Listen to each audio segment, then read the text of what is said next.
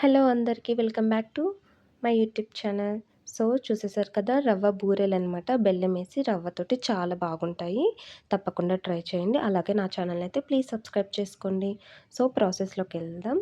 ముందైతే stove on చేసుకొని కడాయి పెట్టుకొని అందులోకి 1 కప్ ఆఫ్ వాటర్ ఏసుకొని కాస్త అంటే హాఫ్ టేబుల్ స్పూన్ అని కూడా కాదు, ఇంకొంచెం తక్కువగా సాల్ట్ అయితే యాడ్ చేసుకొని, సో అందులోకే ముప్పావు కప్పు ఆర్ హాఫ్ కప్పు 1 కప్పుకి మీరు స్వీట్‌ని తినేదాన్ని బట్టి నేనైతే హాఫ్ కప్ వేసుకుంటున్నా బెల్లం.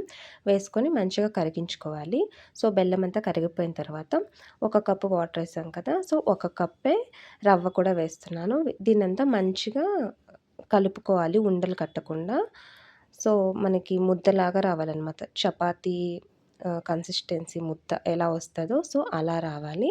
సో మంచిగా కలుపుకోవాలి. కాస్త ఇలాచీ పొడి కూడా వేశాను నేను. హాఫ్ స్పూన్ అనుకోండి. సో హాఫ్ స్పూన్ ఇలాచీ పొడి కూడా వేశాను. ఇంకా నెయ్యి కూడా 2 టేబుల్ స్పూన్స్ యాడ్ చేసుకొని మంచిగా ముద్దలాగా కలుపుకోవాలి.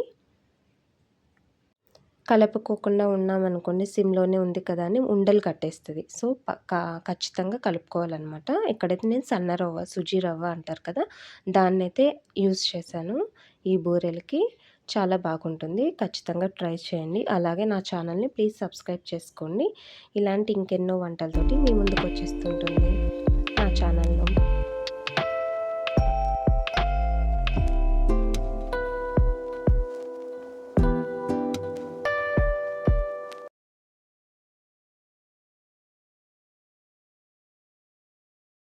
సో అంతా దగ్గరకొచ్చేసిన తర్వాత ఇందులోకైతే 2 టేబుల్ స్పూన్ నెయ్యి అయితే యూజ్ చేశాను.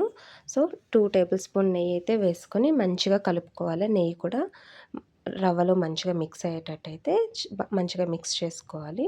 సో తర్వాత స్టవ్ ఆఫ్ చేసుకొని దీన్ని కాస్త చల్లారనిద్దాం. చల్లారిన తర్వాత మంచిగా చపాతీ పిండిలాగా చేత్తోటి ఉండ ఉండ చేసుకోవాలనమాట.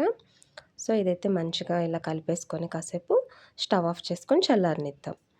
సో చల్లగా అయిపోయింది చూసారు కదా, ఇప్పుడైతే చేత్తోటి బాగా స్మాష్ చేయాలి. మనం ఇక్కడ చేత్తోటి ఎంత బాగా కలుపుతామో అంత టేస్ట్ వస్తుంది, అంత బాగా పొంగుతాయి. విరగకుండా ఉంటే అంటారు కదా, అలా అంతా పర్ఫెక్ట్గా వస్తుంది అనమాట. చేత్తోటి నాకు తెలిసి ఒక 7 to 10 మినిట్స్ మంచిగా కలుపుకోవాలి చేత్తోటే. ఇలా చూపిస్తున్న విధంగా పిండి మొత్తాన్ని మంచిగా కలుపుకోవాలి.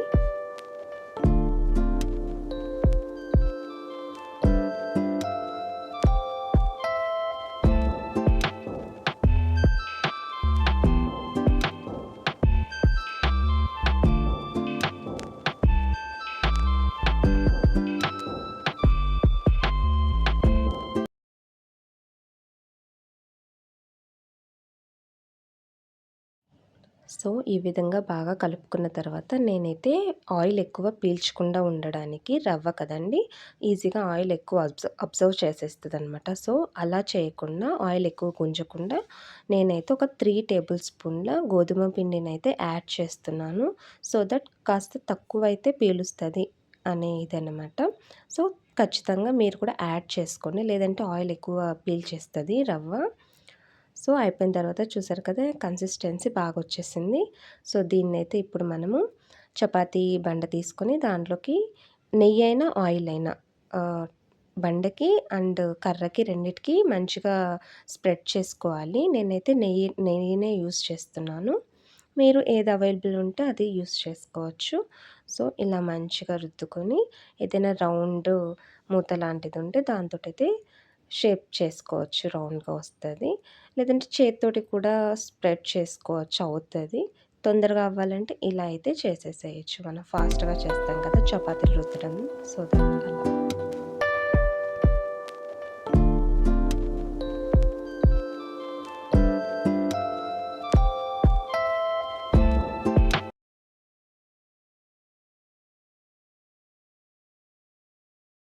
రౌండ్గా ఉన్న ఏదో ఒక మూతనైతే తీసుకొని ఇలా రౌండ్ షేప్ తీసుకొని మిగతా ఎక్స్ట్రా ఉండే పిండినంతా మనం బయట తీసేద్దాం.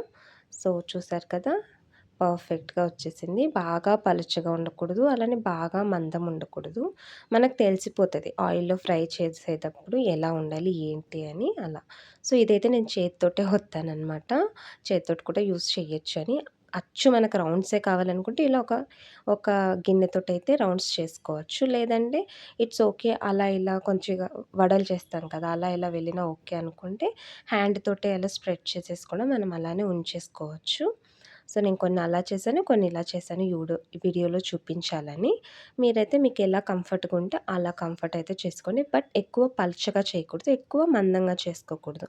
పూరీలు, చపాతీ మనం ఎలా అయితే మనం కాలాలి, కాలుతాయి అని తెలుస్తది కదా మనకు చేసేటప్పుడు. సో, అలా చూసుకొని చేసుకోవాలి.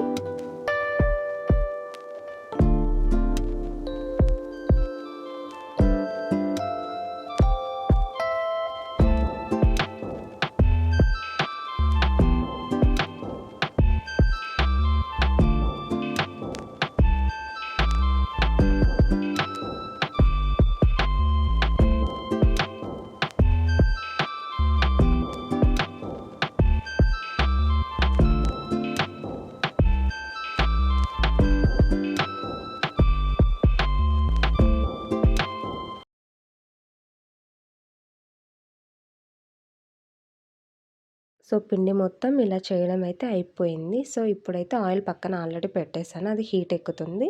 హీట్ ఎక్కిన తర్వాత మనమైతే వేసేసుకోవడమే బూరెల్ని. కొద్దిగా పిండిని చిన్న బూరె చుట్టి వేసాననమాట. ఆయిల్ హీట్ ఎక్కిందో లేదో చూడటానికి. చూడండి పర్ఫెక్ట్‌గా అయిపోయింది కదా! సో, ఇప్పుడైతే మనం వీటన్నిటిని కూడా ఇందులోకి వేసేసుకొని తాళేసుకుందాము.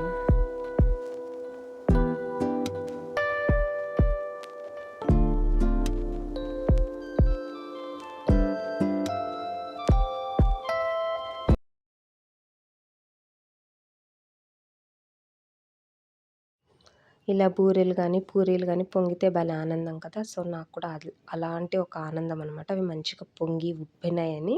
పూరీలు చేసినప్పుడు ఎక్కువగా పొంగవండి. మరెందుకో అప్పుడు నేను ఇంకెలా కలుపుతానో తెలీదు గానీ, ఒక్కోసారి పొంగుతాయి, ఒక్కోసారి పొంగవు.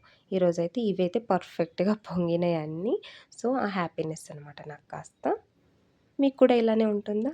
అయితే కామెంట్ చేసేయండి. అలానే నా ఛానల్‌ని ప్లీజ్ సబ్స్క్రైబ్ చేసుకోండి. సో, ఇవైతే పర్ఫెక్ట్‌గా అన్నీ అయితే కంప్లీట్ అయిపోయినాయి. సో, ఇదిగోండి ఎంత మంచిగొచ్చాయో చూడండి. చూడటానికి అరిసెల్లాగా ఉన్నాయి కదా! అదే అతిరాసలంటాం కదా! అవి. వాటిలాగానే ఉన్నాయి. టేస్ట్ కూడా ఆల్మోస్ట్ అలానే ఉంటాయి. బట్ ఇక్కడ మనము రవ్వ యాడ్ చేస్తాం కాబట్టి, రవ్వ కూడా రైస్ నుండి వచ్చిందే అనుకోండి. ఇక కొద్దిగా డిఫరెంట్ అయితే ఉంటుంది. సో, తప్పకుండా ట్రై చేయండి. ప్లీజ్ నా ఛానల్‌ని అయితే సబ్స్క్రైబ్ చేసుకోండి. ఇలాంటివి ఎన్నో వీడియోలొస్తుంటాయి.